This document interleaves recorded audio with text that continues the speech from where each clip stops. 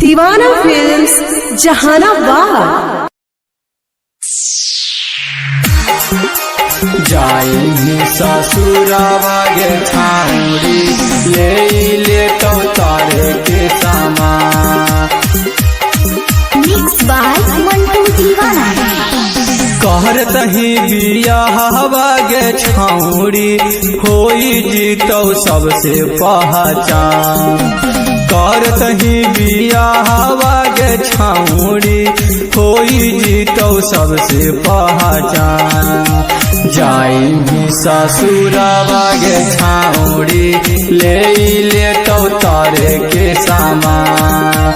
जाई ससुरावा गे छाउरी ले तो पियावा तोर सामान।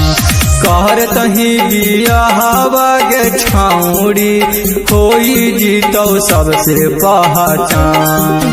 कर तही बियाहवा गे छाउरी होई जीतो सबसे पहचान। जाई ससुरावा गे छाउरी भतरा ले तो तारे के सामान।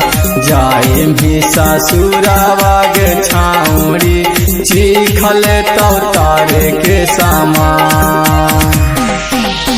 जाई ससुरावा गे छाउरी ले तो तारे के सामान। सही सही कहू छौड़ी महनी ले बात गे ओही दिन रहतौ छौड़ी सुहागा रात गे। एक छौड़ी सही सही कहू छौड़ी मानी ले बात गे ओही दिन रहतौ छौड़ी सुहागा रात गे। लागनी दुआरिया गे छौड़ी करे कहतौ खीरिया ने माँ। लगामी दुआरिया गे छौड़ी करे कहतौ खीरिया ने माँ। जाई ससुरावा गे छाउरी ले तो तारे के सामान। जाई ससुरावा गे छाउरी पियावा ले तो तारे के सामान।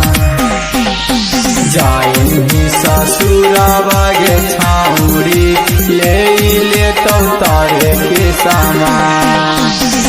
जहिया तू जही छौड़ी खैबौ ना खाना गे पियावा के नाम रहतौ मंटू दीवाना गे। मंटू दीवाना गे। जहिया तू जही छौड़ी खैबौ ना खाना गे पियावा के नाम रहतौ अहमित दीवाना गे। राइटर भरत विकरांतवा माना हालू के ताना गे जान। राइटर भरत विकरांतवा माना हालू के ताना गे जान।